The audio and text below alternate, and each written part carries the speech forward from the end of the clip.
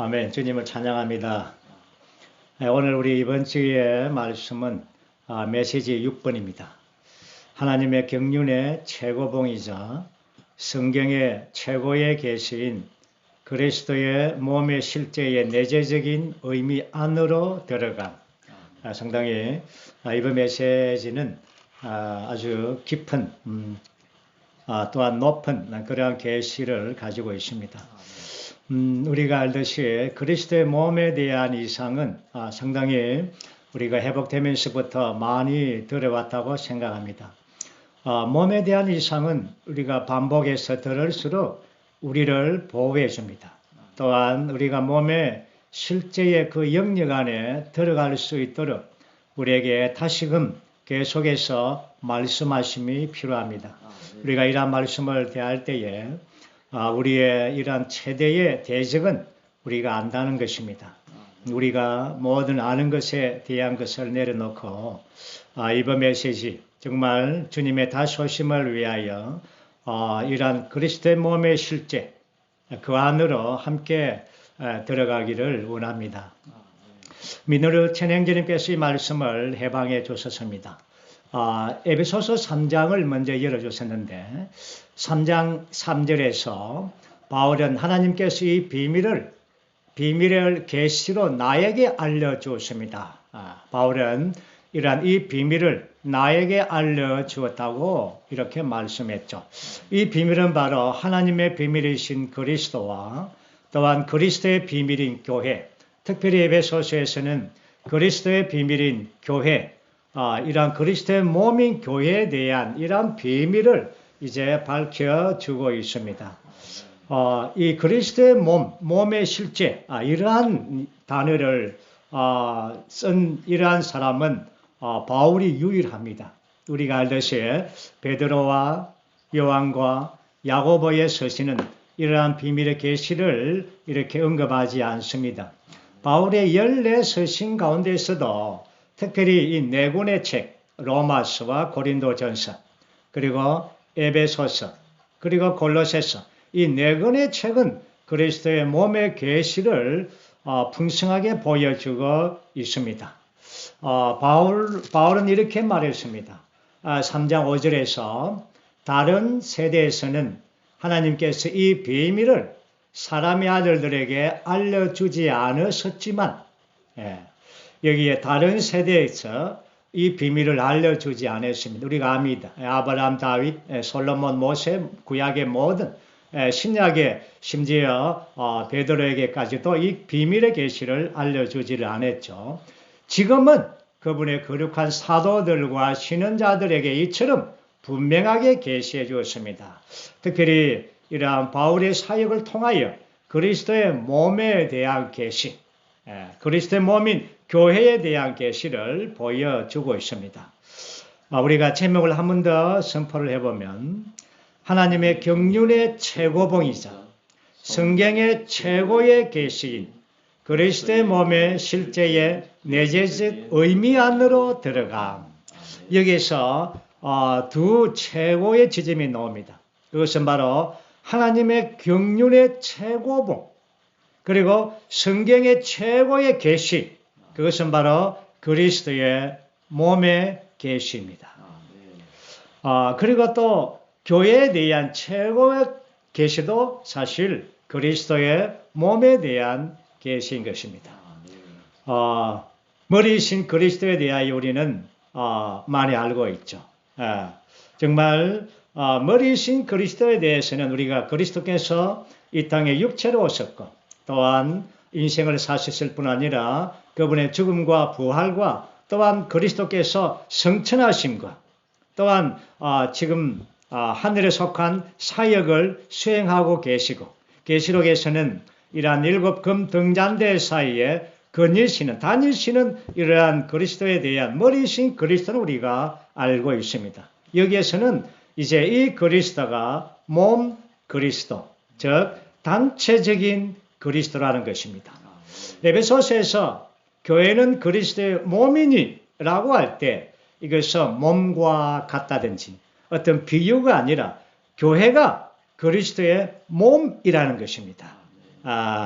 이러한 것들을 우리가 이상 또한 계시, 그 실제 안에 들어가는 것이 필요하죠. 이 실제가 바로 하나의 영역인 것입니다. 이 영역은 사실 몸의 영역은 유기적이고 또한 내재적이고 또한 실제적인 영역인 것입니다. 그래서 우리가 이 영역을 만질 때, 영역 안에 들어갈 때 이것은 우리가 어떤 지식이라든지 어떤 교리의 문제가 아닙니다. 이러한 실제의 영역 안에 들어가는 것입니다. 이번에 이 개요에 전체적으로 4개의 이러한 로마 숫자가 있습니다. 4개의 로마 숫자는 바로 제가 이렇게 다시 한 번 더 볼 때에 그리스도의 몸의 실제의 내재적인 의미 안으로 들어가는 길을 제시해 줍니다. 그래서 첫 번째 들어가는 길의 첫 번째는 바로 로마서 1번 계시와 이상을 보는 것이고, 두 번째는 로마서 3번입니다. 몸의 의식을 갖는 것입니다. 그 다음에 들어가는 길의 세 번째 항목은 로마서 4번 섞임을 실행하는 것입니다. 그래서 우리는 이번 시간에 우리가 이 말씀의 순서는 교요의 순서가 아니라 먼저는 그 내재적인 의미 안으로 들어가는 로마서 1번, 3번, 4번을 보고 그런 다음에 마지막 결론으로 로마서 2번. 로마서 2번은 바로 실제 안에 들어간 이러한 사람들 누굽니까? 이기는 자들, 이기는 자들, 즉 시온을 말씀하고 있습니다. 이제 우리는 먼저 그리스도의 몸의 실제 내재적인 의미 안으로 이 들어가는 길의 첫 번째 방면은 바로 로마서 1번 함께 읽어보죠. 그리스도의 몸의 실제는 하나님의 경륜의 최고봉이자 성경의 최고의 계시이며 지혜와 계시의 영을 통해 계시된다. 에베소서 1장에서 바울 형제님은 정말 우리에게 지혜와 계시의 영이 필요하다고 말합니다. 왜냐하면 이 내용은 전적으로 유기적이고 또한 내재적이죠. 몸의 실제 영역이기 때문에 우리에게는 이러한 지혜와 계시의 영께서 주님이 우리에게 이 지혜와 계시의 영을 주실 때에 우리는 이 안에 들어갈 수가 있는 것입니다. 이러한 하나님에게서 온 계시만이 우리를 그리스도의 몸의 실제의 영역 안으로 안내해 줍니다. 그럴 때 우리는 그 영역 안에서 그리스도의 몸을 체험할 수 있는 것입니다. 정말 우리는 이러한 하나님의 궁극적인 목적에 대한 하늘에 속한 이상을 보는 비결이 있습니다. 그것은 바로 우리가 대가를 지불하는 것입니다. 이러한 시간을 들어서 이러한 말씀 안에 깊이 안에 정말 주님께 기도와 함께 말씀에 나아갈 때에 하늘에 속한 이러한 이상을 우리가 보게 되는 것입니다. 그럴 때 우리는 이제 지식이 아닌 우리가 아는 이러한 교리적인 내용이 아닌 이제 이 그리스도의 몸의 실제 안으로 그 영역 안으로 우리가 들어갈 수가 있는 것입니다. 자, 두 번째 항목은 로마서 3번이죠. 로마서 3번에 이 안에 들어가는 것은 바로 몸에 대한 의식을 갖는 것입니다. 우리가 로마서 3번을 한번 선포하겠습니다. 그리스도의 몸의 실제 안에서 다른 지체들과 함께 살기 위해 우리는 모두 그리스도의 몸에 대한 의식을 가져야 한다. 사실 그리스도의 몸에 대한 이 계시는 워치만 리 형제님께서 거의 80년 전에 사실 이 계시를 해방했죠. 물론 그때는 이러한 계시가 많은 사람들이 이해가 안 됐습니다.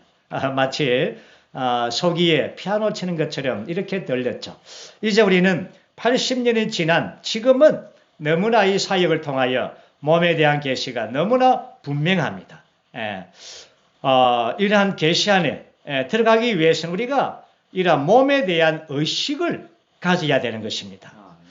우리가 그리스도인이 되는 것은 사실은 자신을 위한 것입니다. 하나님의 생명을 받아서 그리스도인이 되죠. 그렇지만 지체가 되는 것은 자신을 위한 것이 아니라 몸을 위한 것입니다.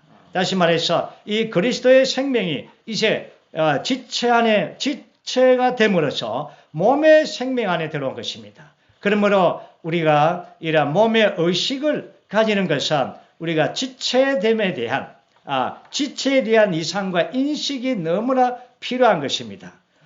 그러므로 우리가 몸 안에는 우리가 압니다.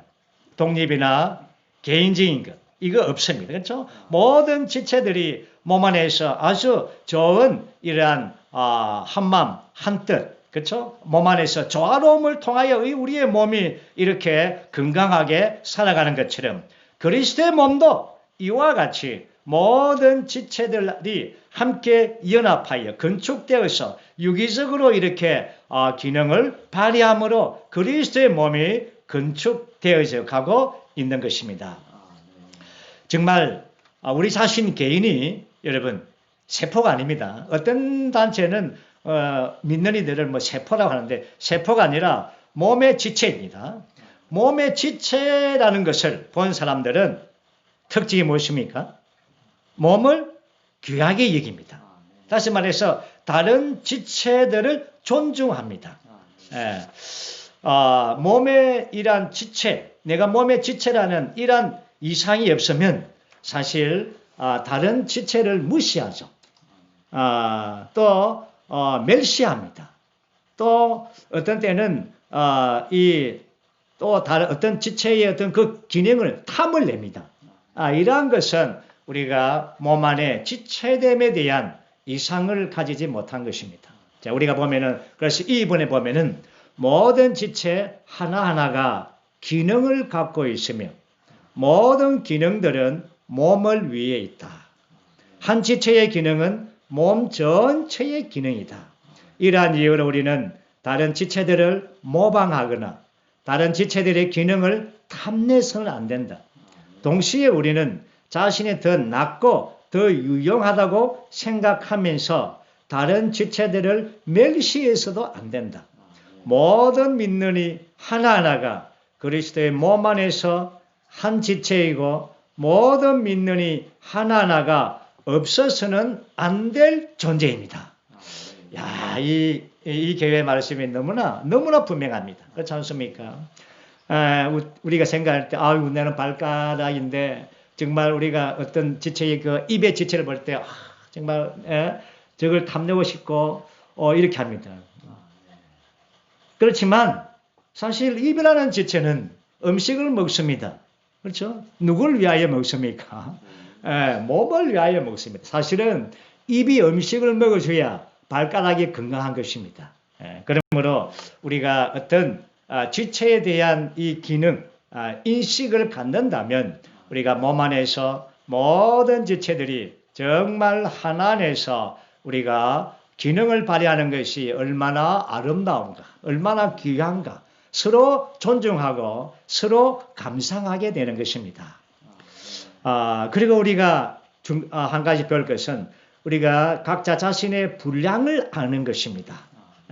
그래서 이 분량을 알아서 어떤 것을 넘어서지 않는 것입니다. 자신의 분량, 자신의 지체의 어떤 분량을 넘어서지 않고 우리는 몸의 성장과 발전을 위해서 다른 형제자매님들과 함께 이러한 섞이는 것을 배우는 것이 필요합니다.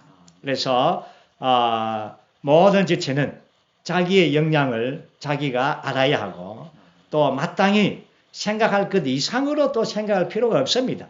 주님이 우리에게 주신 그 분량과 그 지체, 그 위치 안에서 우리가 정말 기능을 발휘하면 되는 것입니다. 여기에는 어떤 질투가 없고 또한 야심이 없고 어떤 이러한 탐내는 것도 없습니다. 그러므로 우리는 이러한 몸의 의식을 갖는 것은 또한 지체의 이상을 갖는 것은 너무나 중요한 것입니다. 어쩌면 우리가 이것은 아마도 두 번째 구원이라고도 말할 수가 있습니다. 우리가 첫 번째 구원은 무엇입니까? 죄와 세상에서부터 우리가 구원을 받았죠. 그렇지만 이제 이러한 몸의 계시를 아는 것은 두 번째로 구원받는 것입니다.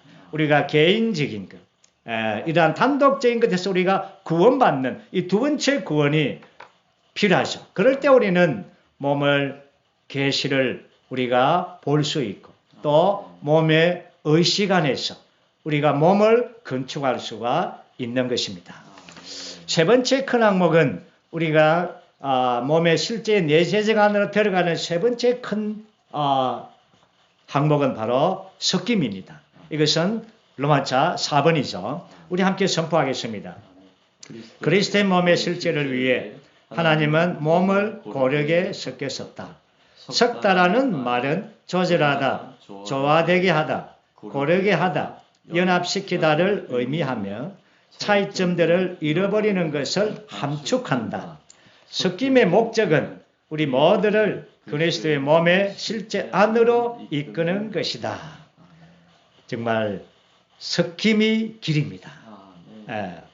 이영재님의 이러한 사역의 마지막 부분에서 섞임을 매우 많이 강조했습니다. 우리가 그 집회에서 함께 있을 때에 형제님은 이 섞임에 대하여 너무나 많이 강조했죠.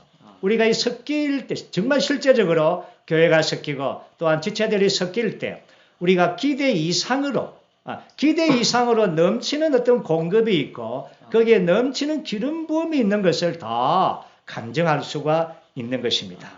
그러므로 우리는 압니다. 우리 각 지방에 있는 교회는 절차입니다. 우리가 지방의 교회가 있다는 것은 바로 우리의 목표인 그리스도의 몸의 실제 안으로 들어가기 위한 것입니다.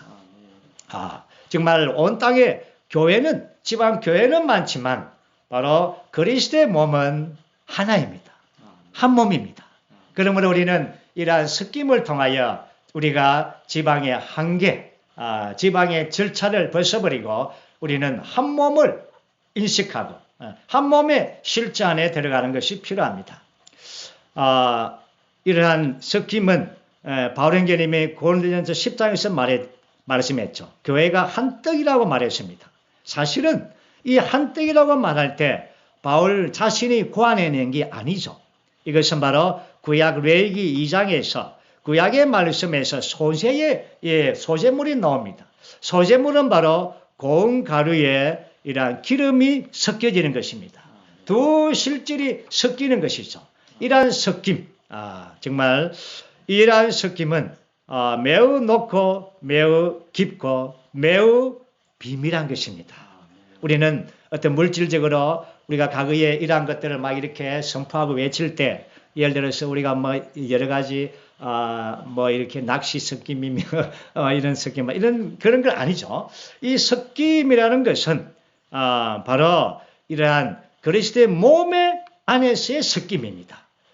그러므로 우리는 사실은 이 섞임을 위하여 세 가지의 요소가 필요한 걸 압니다. 그것이 뭡니까? 그것이 바로 2번에서 그것은 십자가를 통과하고 우리가 이 섞임 안에 들어갈 때 우리 자신의 천년여인 것은 여기에 들어오면 안 됩니다. 이 섞임이. 그렇기 때문에 십자가가 필요한 겁니다. 두 번째, 그 영에 의해서 전적으로 이 섞임은 그 영의 섞임이며 몸의 섞임입니다. 이 몸의 실제는 그 영인 것입니다. 그러므로 그 영에 의해서 그리고 세 번째는 그리스도를 분배하는 것입니다.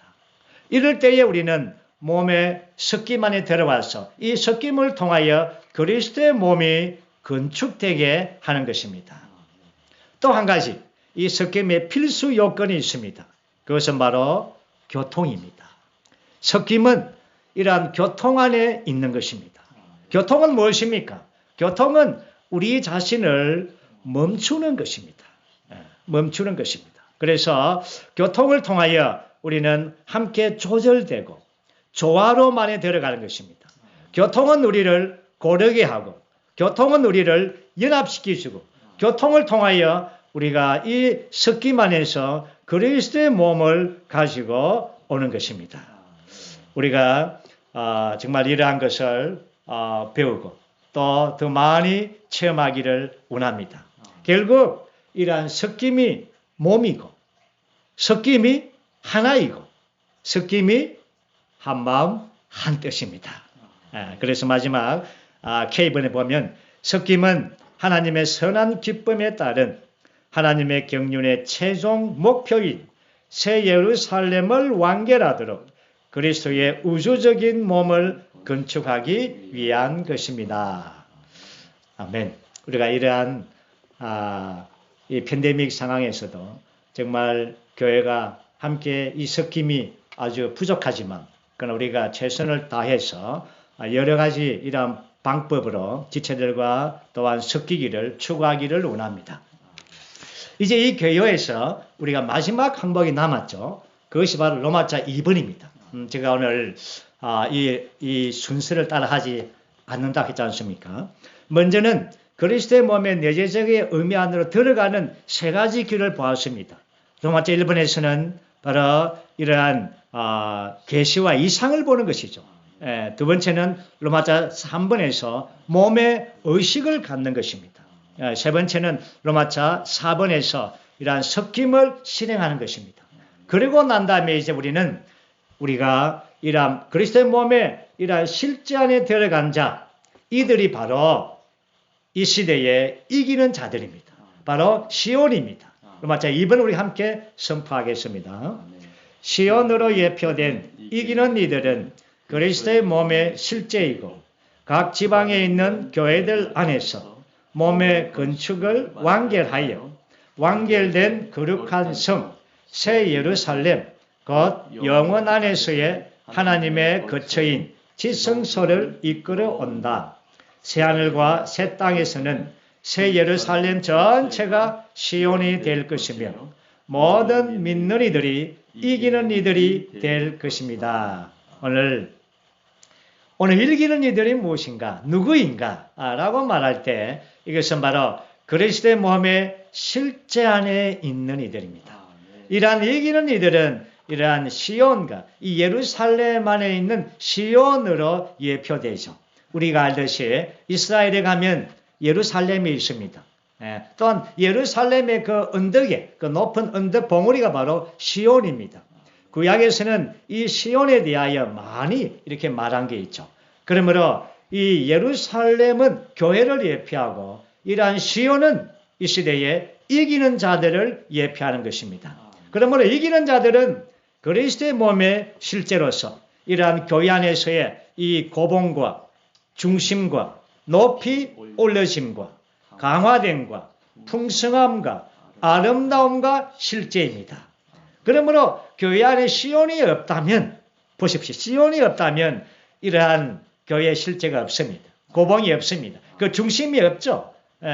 마치 바람 빠진 타이어와 같이 이렇게 돼버리죠.